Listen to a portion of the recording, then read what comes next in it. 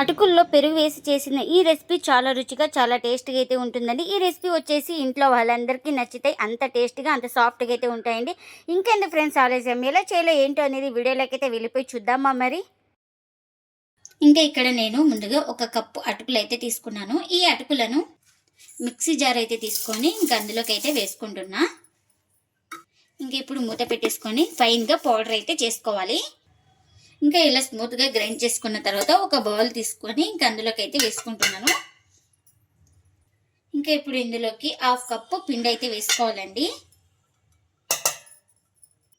ఇక్కడ మైదా అయినా తీసుకోవచ్చు, గోధుమ పిండి అయినా తీసుకోవచ్చండి. ఇప్పుడు ఇందులోకి రుచికి తగినంత సాల్ట్, అలాగే 1 స్పూన్ పంచదార. ఇప్పుడు ఇందులోకి 1/4 కప్పు దాకా పెరుగును కూడా వేసుకుంటున్నాను. పెరుగు వేసుకోవడం వల్ల చాలా సాఫ్ట్గా అయితే వస్తాయండి మనకు. ఇంకా అలాగే ఇందులోకి 1 స్పూన్ దాకా ఆయిల్. ఇంకా ఇప్పుడు ఒకసారి మొత్తం బాగా ఇలా కలిపేసుకోవాలి. పెరుగు, సాల్ట్, షుగరు అన్నీ కరిగిపోయే వరకు 1 నిమిషం పాటు ఇలా బాగా కలిపేసుకోవాలి. మనకు వాటర్ తక్కువ అనిపిస్తే వేసుకోవాలి. ఇంకా ఇలా మొత్తం బాగా కలిపేసుకున్న తర్వాత నేను ఇందులోకి కొద్దిగా వాటర్ అయితే వేసుకుంటున్నాను. మనకు వాటర్ తక్కువ అనిపిస్తుంది కదా, అందుకని వాటర్ అయితే వేసుకొని బాగా సాఫ్ట్గా కలిపేసుకోవాలి. చపాతీ పిండి ఎలా కలిపేసుకుంటామో సాఫ్ట్గా అలా కలిపేసుకోవాలి. చూడండి, ఇలా సాఫ్ట్గా తడిపేసుకున్న తర్వాత ఇప్పుడు కొంచెం ఆయిల్ కూడా వేసుకోవాలి.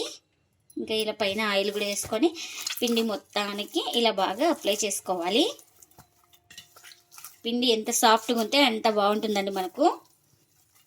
ఇలా మొత్తం బాగా కలిపేసుకున్న తర్వాత ఇంకా ప్లేట్ అయితే పెట్టేసుకొని ఒక 15 నిమిషాల పాటు నానబెట్టేసుకోవాలి. ఎందుకంటే మనం అటుకులు అయితే మిక్సీ గ్రైండ్ చేసుకుని వేసుకున్నాం కదా, ఇంకా అందుకోసం ఒక 15 నిమిషాలు రెస్ట్ ఇస్తే మనకు బాగా పిండి అనేది సాఫ్ట్గా నానిపోతుంది.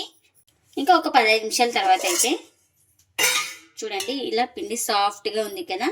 ఇప్పుడు ఒకసారి మొత్తం ఇలా చేతితోటి స్మాష్ చేసుకుందాం. ఇలా ఒకసారి ఇలా బాగా కలిపేసి మనకు ఏ సైజు కావాలో ఆ సైజు పిండి ముద్దనైతే తీసుకోవాలి. నేను ఇక్కడ ఈ సైజు అయితే తీసుకుంటున్నాను. ఇలా తీసుకొని ఇంకా రౌండ్గా చుట్టుకోవాలి, ఎక్కడ క్రాక్స్ లేకుండా. ఇంకా ఇలా చుట్టేసుకున్న తర్వాత ఒక ప్లేట్లోకి అయితే తీసుకుంటున్నా. ఇంకా అన్నీ ఇలా రెడీ చేసి పెట్టేసుకున్నాను. ఇంకా మనం ఏ దాని మీద చేస్తున్నామో ఇంకా కొంచెం దానికి ఆయిల్ అయితే అప్లై చేసుకోవాలి. ఇంకా ఇలా ఆయిల్ అయితే అప్లై చేసుకున్న తర్వాత ఇంకొక పిండి ముద్దను అయితే తీసుకొని ఇలా బాగా ఇలా సెట్ చేసుకోవాలి. తర్వాత ఇలా కర్రతో మనకు వీలైనంత పల్చాగా రుద్దుకుందాం.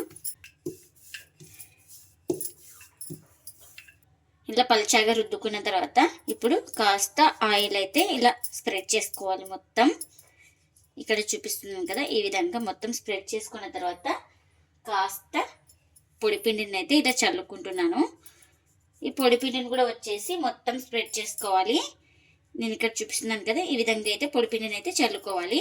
ఇంకా ఇలా చల్లుకున్న తర్వాత ఇక్కడ చూపిస్తున్నాను కదా వీడియోలో, ఈ విధంగా అయితే మనం ఫోల్డింగ్ అయితే చేసుకోవాలి. ఇలా ఇలా ఇక్కడ డబల్ సైడ్ అయితే ఫోల్డింగ్ అయితే చేసుకున్నాం కదా, ఈ సైడ్ కూడా డబల్ ఫోల్డింగ్ అయితే చేస్తున్నా. ఇలా ఈ విధంగా డబల్ ఫోల్డింగ్ చేసుకున్న తర్వాత మనం మళ్ళీ ఇలా చేసుకోవాలి. ఇక్కడ చూపిస్తున్నాం కదా వీడియోలో, ఈ విధంగా సేమ్ చేసుకోవాలి. ఇలా లైట్గా ప్రెస్ చేసుకున్న తర్వాత మనం ఇక్కడ కాస్త పొడిపిండిని అయితే చల్లుకుంటున్నాను. ఇలా పొడిపిండి చల్లుకున్న తర్వాత ఇలా ఫోల్డింగ్ అయితే చేసుకోవాలి. ఇక్కడ చూపిస్తున్నాం కదా వీడియోలో, సేమ్ అలానే ఫోల్డింగ్ అయితే చేసుకోవాలి. చూడండి, ఈ విధంగా అయితే వస్తుంది మనకు. ఇంకా అన్నీ ఇదే విధంగా చేసుకోవాలి. ఇంకా ఇలా రెడీ చేసి పెట్టుకున్న ఒక పిండి ముద్దను అయితే తీసుకొని మనం ఇలా కర్రతో రుద్దుకోవాలి. ఇక్కడ చూపిస్తున్నాను కదా, ఈ విధంగా మనకు షేప్ రావాలనేది ఏం లేదండి, ఎలా అయినా రుద్దుకోవచ్చు. చూడండి, ఈ విధంగా ఉంటే చాలండి థిక్నెస్ అయితే. ఇక్కడ చూపిస్తున్నాను కదా, ఈ విధంగా అయితే ఉండాలి మనకు. ఇంకొక ప్లేట్ అయితే తీసుకొని ఈ ప్లేట్లోకి అయితే తీసుకుంటున్నా. ఇంకా మరొకటి అయితే చూపిస్తున్నాను.